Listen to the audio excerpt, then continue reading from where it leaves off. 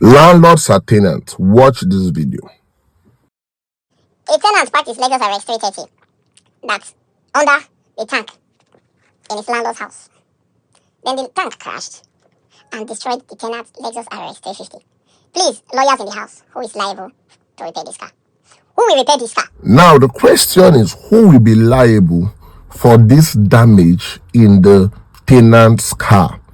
Is it going to be the tenant or is it going to be the landlord?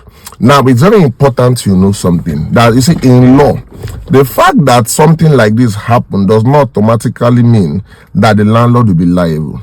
Now, the only time where the landlord can be liable in an instance like this is if it can be proved that the reason for that damage is as a result of using substandard materials, to probably build this tank and those ions.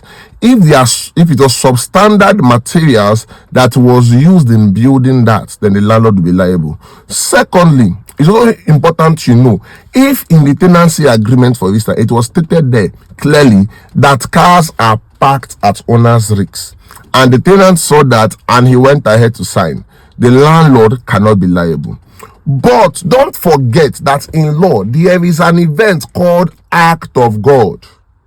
Act of God means that an event that happened not because anybody did anything wrong, but you see, these things just happened. So when we talk about an act of God, we are talking about an unexpected natural disaster or an unexpected natural happening.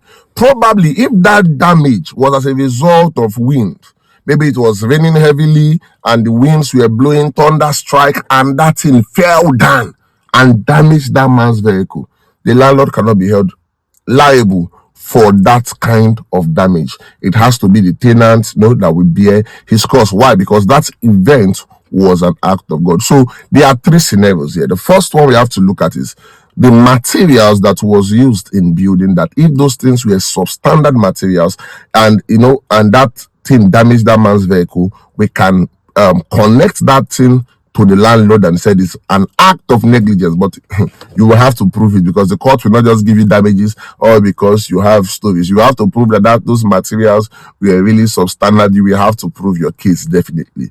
Number two, the tenancy agreement. What does the tenancy agreement say? The third one is an act of God. If that event happened, it's an unnatural, experience, happens as a result of rainfall, storms, and all that, then there is no way you can blame that on the landlord. So these are the three possibilities, and these are the three ways I believe the law is going to look at it. Do you agree with me? Share your opinion at the comment section. I'd like to hear from you. Don't forget to give me a follow, like this video, share it so that others can learn from it.